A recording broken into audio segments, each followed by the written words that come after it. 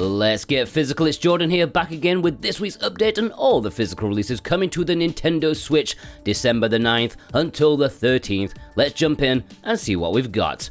Fairy Tail 2 is a pretty big JRPG releasing this week, a surprise sequel to the previous JRPG that was also on the Switch. I own it in my collection, and I've only played it for a couple of hours, but it seemed pretty well put together, good production value, and I believe it was made by the Atelier devs, so yeah, I'm expecting this to be more of the same, maybe not AAA as a title, but perhaps more than you'd expect from an anime manga tie-in. Usually when one is handled by like Bandai or something, it's usually fine but safe, whereas Fairy Tail feels like effort was put into it, although I think you do need some idea of the source material because I was confused as hell. But maybe if you don't want to think too much about the story, lore, world building, and you just want to admire the, well, you know, the very nice character art and the battle system, I think it will be a good JRPG to add to your collection.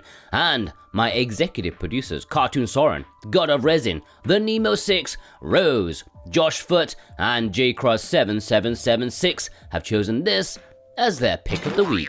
And if you want this or any of the retail releases in this video, please consider purchasing via the links in the description and pinned comment. That massively helps me out and this series to keep producing physical content for you guys. VGP are a fantastic company with cheap prices in Canadian Monopoly money and free worldwide shipping on orders over 80 Canadian bucks, which is less than 60 American dollars. Plus, each week, if you buy something, you are put into a draw with a chance of winning a $10 discount coupon. And this week's winner is Jacob H. Congratulations, Jacob. You should get an email from VGP in the coming days with your discount coupon, and thank you so much for your support alongside everyone else out there. Snow Bros Wonderland is releasing in Europe this week at retail. You may remember that Limited Run took orders for this in North America, though pre-orders have now closed. Actually, I think they closed today. I don't think this is a big miss. I mean, Snow Bros is cool and all, but I'm not massively excited about this 3D reimagining of the series. Maybe I'm judging it too harshly. Maybe it's a fun multiplayer game. Let me know if you do purchase it. And my executive producer, Punky Dooster, has chosen this as his pick of the week. Taito Milestones 3 is one I am looking forward to because I reviewed the digital copy and was very pleasantly surprised by the quality of games in this package. 10 really great arcade games from Taito. This kind of inspired me to check out their backlog of games. Now that I fixed my Sega Saturn, I've been trying a lot of their arcade games on there, and I think, you know what, bring on a Milestones 4 because they've got a wealth of content, and it still annoys me that they thought Volume 1 was acceptable. What a terrible way to start a potentially great series of collections. But yeah, I hope this one is actually successful because it really deserves it. A bunch of great arcade games, and my executive producer Dave Hallworth has chosen this as his pick of the week. Absolute Tactics Daughters of Mercy is releasing in Europe this week. Limited Run took orders for this one too, one of the rare occasions where they decided to forget an ESRB release altogether and just sell off some European stock. Why? Lack of faith in the products? I can't think of any other reason, but the game itself is a tactical RPG. It looks really nice, the visuals are fantastic, but the reviews have been very mixed, citing poor writing and maybe a bit too over the top, maybe even a chore to play, while others say, it's pretty decent, so your mileage may vary. Worms Armageddon Anniversary Edition is releasing this week on Nintendo Switch and PlayStation 5. Well, if it's not sold out already. I don't know what happened, but this sold out really very quickly, at least the North American version. It seems the print was rather low, or they wrongly anticipated the demand. Either way, hopefully there is a new print coming because this is one of the best party games out there, like of all time. Even playing by yourself, you can have a lot of fun blowing yourself up with cluster bombs and exploding sheep. And nothing will ever be as satisfying as using a baseball bat to knock your foe off into the drink below. There is only a collector's edition for this, no standard edition, and my executive producer Dave Hustwaite has chosen this as his pick of the week. Last Time I Saw You is releasing in Europe on Nintendo Switch and PlayStation 5 this week. There is no North American release for this pretty cool looking game. It's a gorgeous looking 2D adventure game with a Japanese flavor, mixing mythology with modern daily life. A good comparison may be A Space for the Unbound, which was also really nice. This is coming in a standard edition as well as a collector's edition. VGP will be carrying some copies of it if you North Americans want it, and my executive producer Ghost Bune has chosen this as their pick of the week. Morkull Ragast Rage is releasing in Europe this week on Nintendo Switch and PlayStation 5. North Americans will have to wait for their physical edition in January next year. Not that long, all things considered, but yeah, this is a pretty hyped up game from what I'm aware. In fact, I wasn't much aware of it until we did the Let's Get Physical video for PlayStation in the middle of last week. Tim brought it to attention and yeah, it looks pretty good. Could be another nice Silk Song filler, which let's face it, that's going to be a Switch 2 launch title, right? It's gotta be. Nintendo must have slipped them some cold hard cash to give a big indie boost for the Switch 2's launch. It has to, okay? You can quote me on that.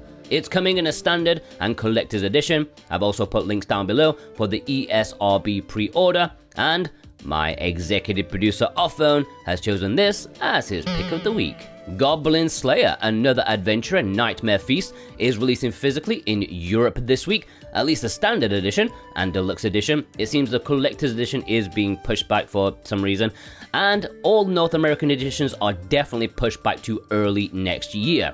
I did a breakdown of the physical release for this since it is very complicated, so I'll link that at the end of this video rather than explaining it all here, again with strings and diagrams, but I'll just say that this is a pretty decent tactical RPG. It's very heavy on the storytelling with like visual novel stuff going on, which will not gel with everyone, but the gameplay is decent when you skip to it. I mean, patiently wait to get to. It's tough as well. Even early on, it does not pull punches with enemies hitting hard and your allies falling easily, but I enjoyed it what I played so far. Remember, if you order the European Deluxe Edition, which is limited to just 500 copies and exclusive to Red Arc Games' website, remember you can get 10% off with the code SWATCH10. And my executive producers, Issa, Adamantium, G Bautista 100, and Louis K have chosen this as their pick of the week. Raging Bytes is releasing in North America this week. I haven't seen any information about a European release for some reason, but it looks like a pretty cool zombie adventure game. I mean, there is an RPG maker vibe to it, but it has some unique ideas like first-person perspective at times. I don't know, reviews are mixed on it, but from what I've seen, I am really intrigued, so I'm not going to write it off immediately. It's releasing physically on Nintendo Switch and PlayStation 5, and my executive producer, Super Ben Julio, has chosen this as his pick of the week. Alright, the low print limited releases, and it is limited run, leading the way this week with 3 pre-orders opening up. Victory Heat Rally is the first one.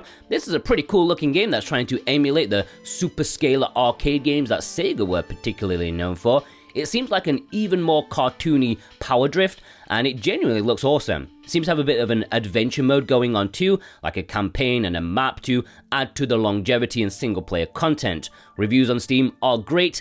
It's not out on the Switch as of yet, but you can pre-order the physical version right now. Cosmic Fantasy Collection 2 is up for pre-order right now at Limited Run Games. Funny that I just finished my JRPG video about physicals coming in 2025, and I said Limited Run had not opened pre-orders yet. Well, pretty much as I was wrapping up the editing, they started taking pre-orders. I think I summoned it into existence. This time you get 3 games, although the final 2 are technically 2 parts of the same game. This is when the series started to get really good from what I've heard, and I just hope the English translation is better than the previous one, which, let's just say, according to people who have played it, corners were cut. But if you still want the first volume, VGP have copies of it in stock right now. I've linked it below, and my executive producer Kevin W has chosen this as his pick of the week. Shin-chan, Shiro, and the Coal Town is their 3rd release this week. Looks like they have some, Christmas bonuses to pay. Anyways, this was announced like a good while back, but it's taken them like 6 months to get to it. The latest game in the Shin-chan Cozy crossover. This is already out in Asian regions with English, which some of you may have already, but surprisingly, the limited run version is cheaper, at least the standard edition is, and it looks lovely. I wish I had the time to play these kind of games, and my executive producer Brent McLean has chosen this as his pick of the week.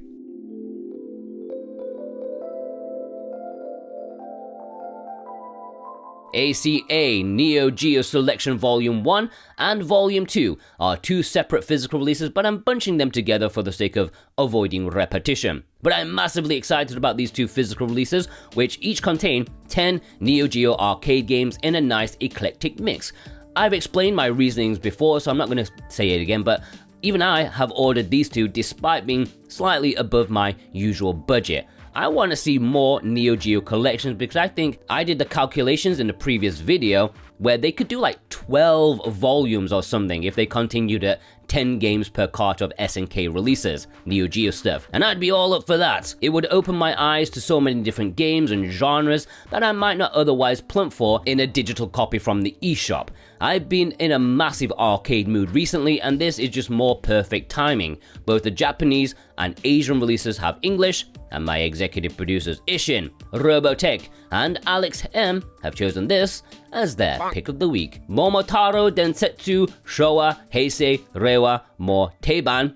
Apologies if I've summoned any ethereal ghosts into your house, but this could potentially be a big release. It's a massive Konami franchise in Japan, a board party game of sorts, a bit like Monopoly, I suppose. That's one of the biggest selling games on the Nintendo Switch in its home country. I don't know why, but I believe this new Asian release is the first time it's going to be in English. Looking at the trailer and the screenshots, it looks to be like an incredibly niche thing, but this is huge news. I feel like I just don't understand why it's such a massive game, but I'm not going to question it any longer. It should probably be celebrated. Just to be crystal clear, the Japanese physical release does not have English, but this new Asian version that's releasing this week does. And my executive producer Feig has chosen this as their pick of the week. Knights vs. Giant, The Broken Excalibur is a fantasy-themed action roguelike. There is no sign of a Western physical despite it looking like prime-time Western fodder. I don't want to be overly negative about a game I have no experience with, but when you see so many games that look pretty much kind of the same, it's hard to distinguish them from one another. They all just mush together into one game in my brain. But this Japanese physical release is on Nintendo Switch and PlayStation 5, and it does have English, and my executive producer Vei, my man in Japan, has chosen this as his pick of the week. Cho Aniki Collection is releasing in Japan this week. It does not have English, but I don't think it's necessary to enjoy the absolute what the friggery is going on in this shooter collection. This was one of the original meme games, the type of games that made the average Western gamer wondering what the hell the Japanese got up to behind the closed curtain. Very homoerotic and magnificent. Are they good? I don't think they need to be good. These are based on the PC Engine versions rather than the other, 32-bit ports that they got. I don't know the difference, but I'm sure they made the right choice.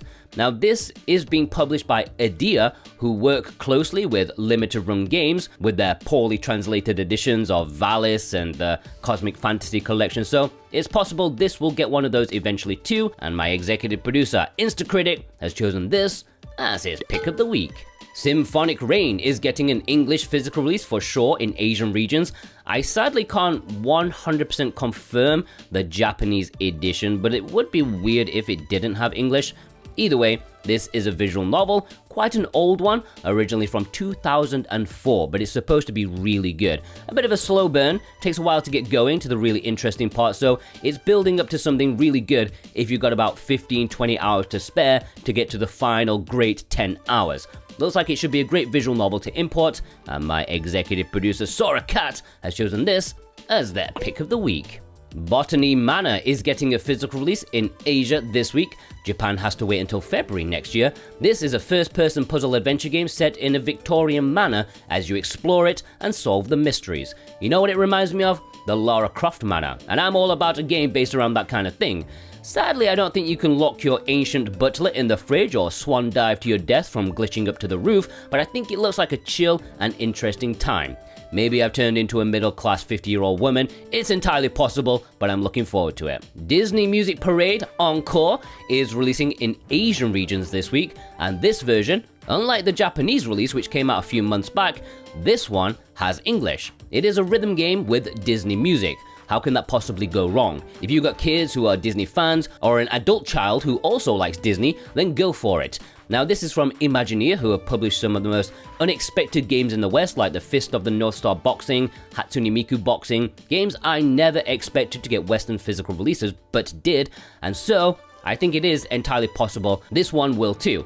I don't know why they wouldn't announce it earlier. Maybe it's a Disney rights thing that they have to buy their time, or maybe they're just not allowed. Who knows? We'll have to wait and see. Chicory, A Colorful Tale, is releasing in Japan and Asian regions this week. Limited Run already took pre-orders for a North American version, but if you missed that, or you live in Europe or whatever, you can pick up this version, which does have English, and it is a beautiful looking top-down adventure title where you color stuff. Very, very appealing, and my executive producers Dane Wilkinson and Jennifer M have chosen this as their pick of the week. Besiege is releasing in Japan this week on Nintendo Switch and PlayStation 5. This is a physics-based puzzle game where you build contraptions to decimate your medieval foes. Looks like a game that would be better on PC, working better with the interface and mouse and stuff, but pretty cool and inventive nonetheless. Wannabe engineers will probably want to look into this one. I am an air traffic controller, Airport Hero, Centrair 20th Anniversary Edition. This is the third air traffic controller Airport Hero. This is so long. This is the third game in the series on the Nintendo Switch, and I've lost interest in trying to find out the differences between the bunch of them. They all seem like incremental updates on one another, but that's as far as I know. This Japanese release will have English. Angelion Trigger is releasing in Japan this week. Sadly, it does not have English, but I remember messaging the publisher a while back when the game was announced to see if it would have English, and they said that they hoped it would, so maybe in the future this will get an English release of some kind, or maybe a patch on the Japanese version, because it looks awesome. It's like Space Harrier but with story elements. Looks great, and I want to play it. Japan is also getting these, some of which we have already, and some of which don't have English, so you don't need to import any of them. Now, last week, I told you about Tokyo Psychodemic getting an English patch for the Japanese physical. Well, I also meant to tell you about another game in the same situation, but it was lost in my script somewhere. I must have deleted it by mistake and then forgotten. But Kanon, the visual novel from Key, for the first time, officially, is going to be available in English if you update the Japanese physical release. This was Key's first ever VN as a company, and may not be the same quality as some of their later titles, but supposedly a nice, promising debut that set the tone for the company for years to come. Alright, let's move on to the community spotlight. Executive producer Lewis K sent in this photo picking up at least one game I would personally be excited to play. I'm pretty sure you can all guess which one it would be, although I'm sure all three are great to play though. Executive producer JCross7776 sent in this photo showing Shogun Showdown, an interesting import exclusive that I always want to call Samurai Showdown. I just can't help it. The One sent in this photo picking up a couple of, reliable Bandai anime tie-ins. It's been a while since the last Naruto game, and I wonder if there's a new one brewing. Of course there is, there's always a Naruto game brewing. Executive producer Instacritic sent in this photo picking up a bunch of games as per usual, getting in Tomba, which sadly does not include the major patch that Limited Run promised it would. Executive producer Dave Horworth sent in this photo picking up a bunch of fun action games. Remember that Blue Fire, the Japanese version, includes all the content on the cartridge, and it's cheap too, and that cover is more badass. Devil Angel sent in this photo picking up Metallic Child. I will always mention this when I see it because I think it's a really underrated gem. Sandy K sent in this Christmassy kitty photo. Definitely need to get working on that Fleabag video list. I mean, kitty cute game cat list. Not Fleabag, sorry. Stefan N sent in this photo picking up the Japanese collector's edition of Snow Bros Wonderland. It actually looks really good. I'm not a fan of the character design. There's something weird about their faces that makes my bowels uncomfortable, but aside from that, I like the surrounding art. Andrew R sent in this photo picking up a couple of fighting game collections. I can appreciate how fantastic these are, but I don't know why. I just cannot enjoy fighting games unless I'm playing with an equally useless button-mashing friend. I am happy for the fans though.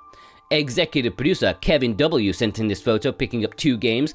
I did finally purchase the Metal Gear Solid collection, but I bought it on PlayStation 5. And I think that will technically be my second physical PS5 game.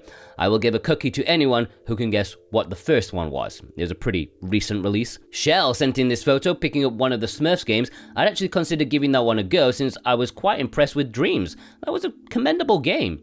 Executive producer Cartoon Soren sent in this photo, picking up 100 Year Kingdom in the middle there, an import exclusive that passed many by due to it not being either on Play Asia or Amazon Japan. You just sort of had to smell it from somewhere to know about it. DSM sent in this photo showing off that they've been spending the big bucks. I think all of these games are very pricey these days.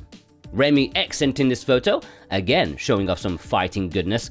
I did fire up Street Fighter 2 on my Saturn, on one of the Japanese compilations, and I just can't get into it. Why? I just don't know. Executive producer Ghost Bune sent in this photo, picking up Yamawari Collection, which, if you remember, I made a short video about a reprint of the North American version. That was a scheduled video, which, after doing YouTube for almost a decade now, I know for 100% fact that a scheduled video gets way less views than a manual published video. So if YouTube didn't show you, go watch it after this. It might save you some cash, or spend some cash, or maybe both together. You can spend it and save.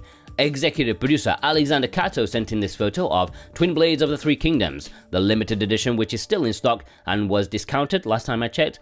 It doesn't look like a good game, but if you like the Three Kingdoms lore and stuff like that, I surprisingly like it. I think it's pretty decent. Executive producer Robotech sent in this photo with another Metal Gear Solid collection. I mean, the download thing, it just kind of ruins it for me. Maybe if there was like one game that was a download or something, I wouldn't mind so much, but I suppose now it's regularly like, what, 20 bucks to get this? That does ease the pain. Executive producer Rose sent in this photo, picking up a lot of Japanese goodness. I was pleasantly surprised that Trails Through Daybreak made it into the top 10 games of the year. If you watch that video, there's a good list. You made some good choices. Executive producer Adamantium sent in this photo with a nice order from VGP. I know they're struggling to send things out due to the increased Black Friday sales and the Canadian postal strike, but hopefully things get to you soon, and I genuinely appreciate your support via purchases. Lord Jump Mad sent in this photo with a nice haul from Play Asia. I am still surprised that Princess Maker is a thing on the Nintendo Switch and in English. Very niche, but so Japanese and very retro. Alright, let's have a roundup. Reg. Choco Loco James. Steven 665. Illogicool. Pabs. Robin H. Kevin D. Paul S. Bunny Bear. McLaren. Needless Dragon. Dew Shadow. Cresalac. Starvey. Scumbag. Mickey McFlynn. Alright, please send me your pictures on Twitter if you can. So what about game? You can DM me if you can. If you can't, send it via the email switchwatchspotlight@gmail.com, and of course my Discord. The server link should be below in the description and pinned comment.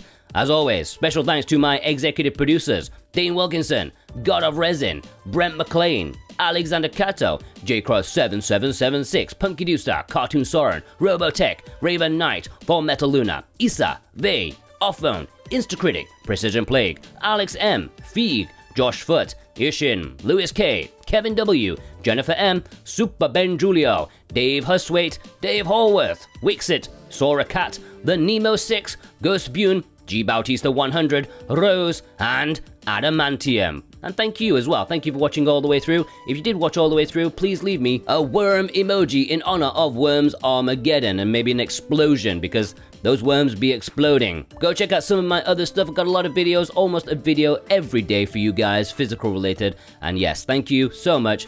Have a wonderful day. Take care.